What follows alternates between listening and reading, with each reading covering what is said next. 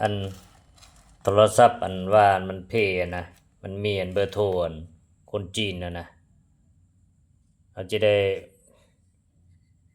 อยู่นี่แหละเบอร์โทรอันเราเซฟไว้นะเว้าแท้เด้อนี่นะ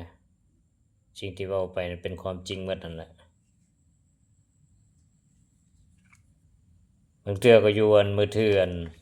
ตัวหนึ่งหั่นเพราะว่ายังซอกบ่เห็นอยู่จะพยายามซอกนะอันนี้ก็มันเพจังซี่แหละนี่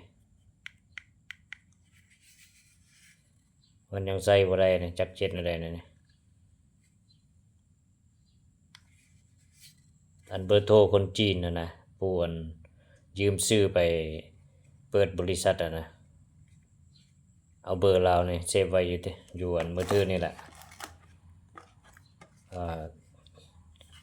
มันเพแล้วโทรศัพท์อันนี้นะมันซอกบ่เห็นนะเพราะมันจะพยายามซอกเติมอีกนะนี่อันนี้ก็อันเครื่องมันไหม้หมดอยู่ในนะเพหมดนี่ก็ได้บรรจุใส่อยู่แถวนี่แหละอันเบอร์โทรอันคนจีนอันจะนำมันนะแต่ก็นำมันอันนั้นก็มีอยู่นำมันคือว่าแหละอันแฟนเราหรือว่าเมียน้อยเรานะนั่นก็มีเบอร์โทรเรานะกับอันเบอร์โทรที่ส่งให้อันอาไทยนะคนลาวอันรับแปลเอกสารแลนเอกสารอันประกอบธุรกิจอย่างไปเปิดบริษัทนะอันเบอร์อันอาไทยอันพูดที่ว่าส่งไปนะเบอร์พูดที่ว่า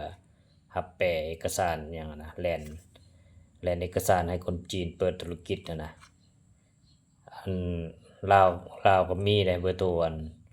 อาซินอันซื้ออันคนจีนอันลิกุยซิ่ง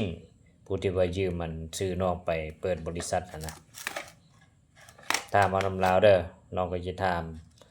เอาคือกันแต่ว่าส่งข้อความหาเรายังบ่ตอบปานนี้เนี่ยยังซอกอยู่แต่ละมื้อมันซอกเห็นแล้วจะส่งไปให้เติมนี่นะมันเพกับเพแท้ๆนี่แหละบ่ได้ตัวอหยังดอกนี่เว้าตามความบริสุทธิ์ความจริงนั่นล่ะเพราะว่าตอนนั้นน้องอันตอนคนจีนเนาะจะมาแบบอันเคลื่อนไหวเกี่ยวกับอันเปิดบริษัทของเราก็ได้พาท้าวอาไทยนั่นแหละมาเช็คประวัติน้องนะแล้วเราก็มีส่วนร่วมมีติเนาะเราก็เป็นคนสำคัญได้แม่นบ่นั่นน่ะนะเพราะว่าน้องก็บ่ฮู้ได้เกี่ยวกับกฎหมายลาวนี่แต่ว่าลาวนี่ได้มาเช็คประวัติน้องแท้มาเบิ่งบ่อนน้องอยู่แล้วก็จึงค่อยแล่นประกอบอันเอกสารหยังอันแล่นให้คนจีนเปิดบริษัทนะอันคนลาวอันอาไทยผู้รับแปลเอกสารต่างๆเป็นภาษาจีนนั่นเด้ออันผู้ที่ว่าส่งเบอร์ไปให้นะคนนั้นแหละผู้อันมาเช็คประวัติน้องแล้วก็ไปแล่นอันเอกสารอันเปิดบริษัทให้อันคนจีนนะอันนี้อธิบายให้ฟังตามความเป็นจริงนั่นแหละ